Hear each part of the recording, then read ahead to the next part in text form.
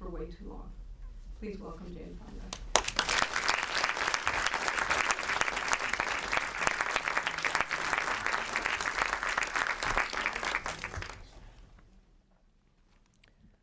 The following excerpts are from And the Rat Laughed, a novel by acclaimed Israeli writer Nava Semel, a child of Holocaust survivors.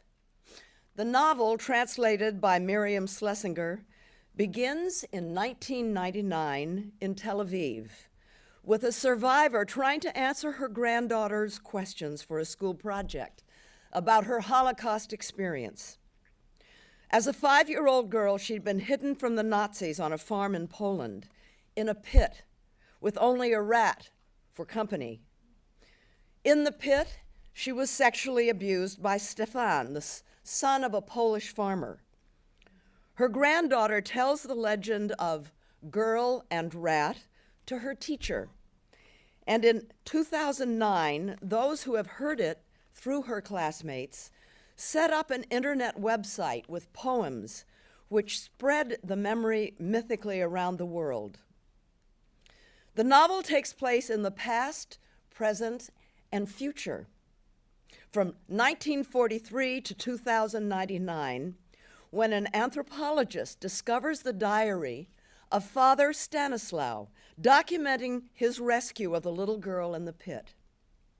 Jumping back and forth in time, the novel focuses on memory being transferred via the chain of generations. From the novel, A Day in Tel Aviv, 1999. How to tell the story. Things that had been locked inside began showing through lately. But maybe there's no need to tell her story at all. The old woman keeps trying to stick to her silence. For so many years, she's kept the story inside her, and now the question refuses to be muted any longer. It rises out of its grave, egging her on, intrusive. How should the story be told? Maybe it's been told already. Leaking through in moments of distraction, forcing its way to the surface whenever she loosened her grip. And since the thought of that story being jostled about unattended and vulnerable without her is too unsettling, it's as if she has no choice but to assume the role of storyteller. But she doesn't know how.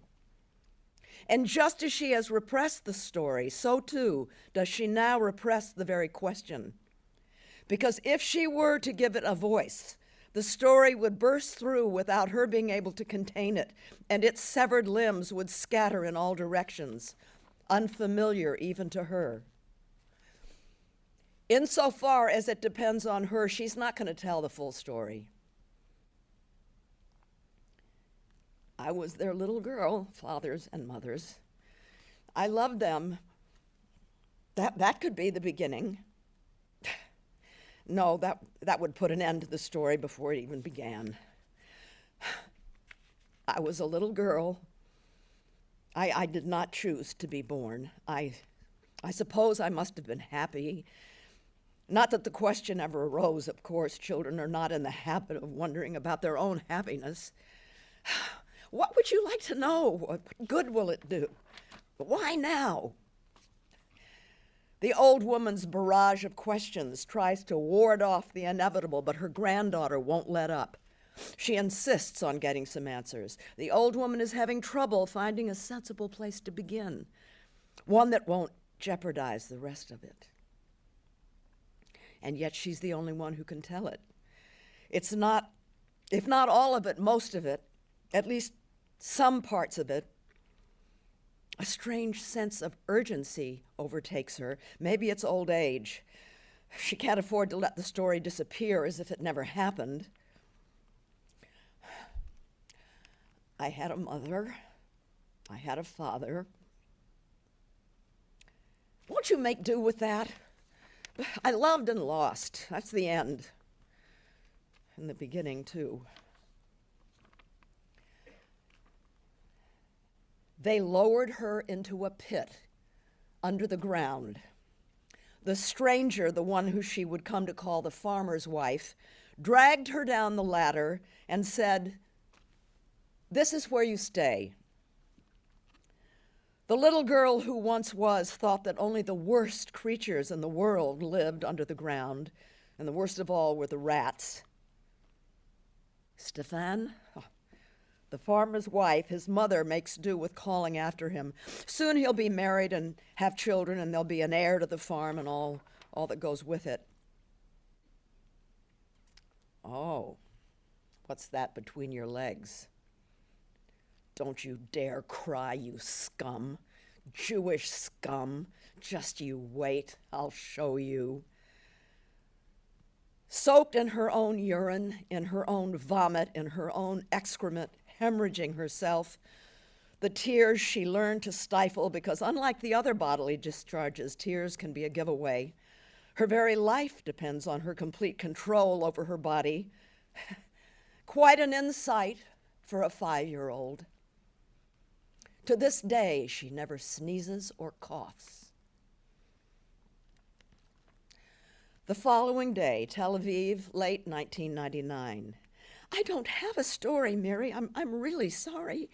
I mean, you can flunk me. I know your intentions are good. And besides, I'm the one that put my hand up in class and said that she'd been there, and I admit it.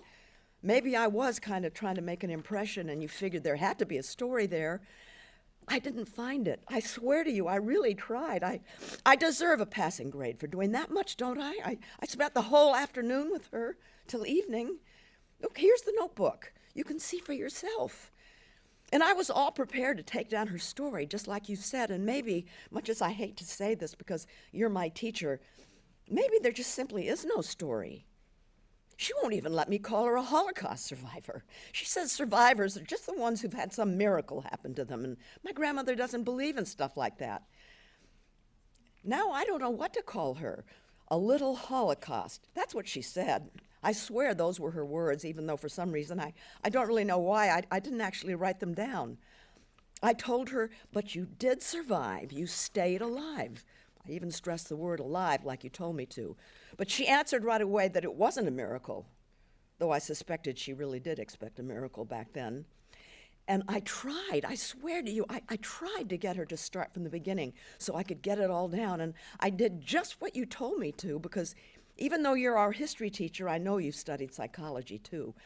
But she just kept mixing things up and getting all confused. And just when I thought she was finally getting on with it, she would stop and clam up, and then she'd try again, and again everything got stuck, and I couldn't understand where the bug was. Oh, but I started losing patience. But still, I kept restraining myself because it isn't easy for them to go back. We have to be sensitive and responsible in how we draw them out. And the main thing is to be compassionate, though we'll never really be able to understand. So what do you want me to write? That she was a little girl and she was saved? That's the whole story. My mother doesn't think there's much to look into either, because everyone who was a child there and who was hidden stayed alive at least and had somebody to care for them, which could count for something. My grandma asked, "What did you bring that notebook for? I have nothing to tell you." Just a few words, that's all. Why don't you try someone else? I said, "Because I don't have anyone else." And then finally she said, "Darkness. A pit, potatoes." And then the war was over. She said she never left the pit, only the rat did. And that's how I found out about the rat. Some poems from a website called Girl and Rat. Ending. I so much want to be dead. How can I get to be dead? It isn't enough to want to be dead. It isn't enough to be dead, because even when I am dead, it won't be over. Up, down. Up there, farmers. Further up, birds. Furthest up, parents. Down here, Jews. Further down, children. Furthest down, children of Jews. lullaby. Once upon a time, there was a little Jewish girl, and she had little Jewish hands and little Jewish eyes and a little Jewish mouth and a little Jewish body and a big hole. Big, little. I have a big pit outside me. I have a little pit within. The big pit is mine.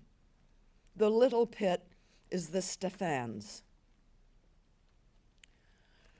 From the diary of Father Stanislaw, a Catholic priest in Poland, September 15th, 1943, Day of Our Lady of Sorrows. Pardon this little girl who has no name, because she is the unwitting source of my despair. Embrace her, grant her salvation. She is huddled in the wings of the church, mute as stone, and I pray in vain for slumber to engulf us both. Only the soft hand of sleep will succeed in dusting off tormented memory, suspending for a brief moment all that which has been best forgotten and prepare the rememberer for the new day. I carried her into my living quarters, but even the jostling did not elicit a sound from her. 5 years old, or 6, emaciated, disheveled, the rags sticking to her flesh, her face I cannot quite discern. The farmer's wife fought me, refusing to hand the girl child over. Yeah, an asset, a steady income.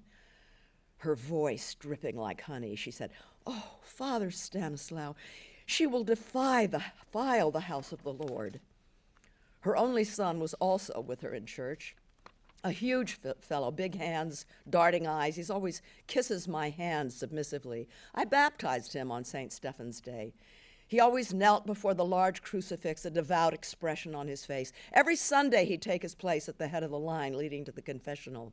May God be in your heart, and may you be the only contrite as you confess your sins. He would whisper about small thefts, trifling transgressions. He always confesses some service he missed, and I pardon him and send him on his way. A girl child. He never mentioned her. February 28th, 1945. Maybe history is a kind of story, a kind of a poem, a collection of legends or dreams that people tell themselves at night. And these stories and legends and poems and dreams embody the truth in a code that few will want to decipher.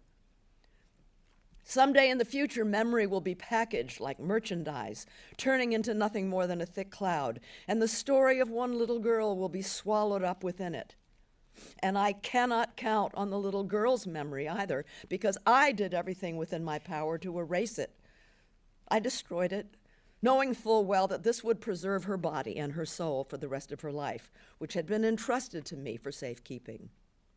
So this testimony will lie in the darkness until such time as the child is no longer with us, and I too will have gone the way of all flesh. This memory will live on, I promise myself, just as the laughter of the rat will always be there. It is a laughter that evolves in such utter darkness that we cannot even suspect it exists. Even if we ourselves have never laughed it, we always hope that someone else might, no matter what happens, in spite of everything. I bury this testimony and seal it. Someday it will rise from the dead. The Jews did exist. The little girl does exist. Against all forgettings, this memory shall prevail.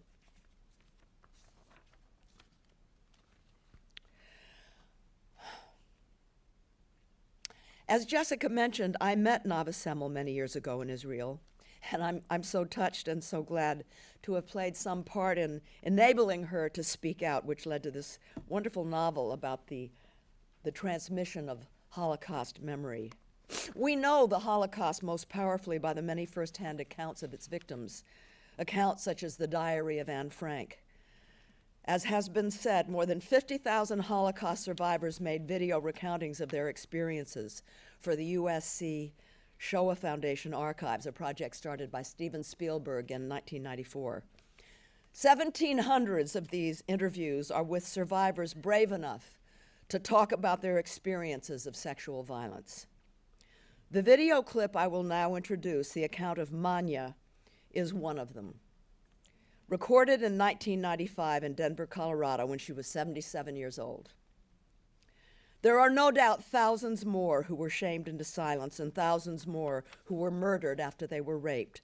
The memory of what happened to these women and men passes with them. Manya's testimony is so important, not only for her, for the memory of what happened to her at Auschwitz and at Birkenau, but also for the memory of all others who were unable to speak out but suffered from sexual abuse. I want to thank Shoah Foundation, Remember the Women Institute, and Equality Now for their effort tonight to break the silence. It is long overdue, and the voices of victims past carry forward into the present, where we have seen sexual violence used systematically as a weapon of war. In the former Yugoslavia, in Rwanda, in the Congo, where armed conflict is occurring as we speak. Manya's voice is a call to women and men everywhere, and it is as relevant today as it was during the Holocaust. The clip you are about to see was put together by USC School of Cinematic Arts graduate student Anissa Douglas. Hopefully, it will help us all in our efforts to ensure that never again is something we can say about rape and sexual violence. Thank you very much.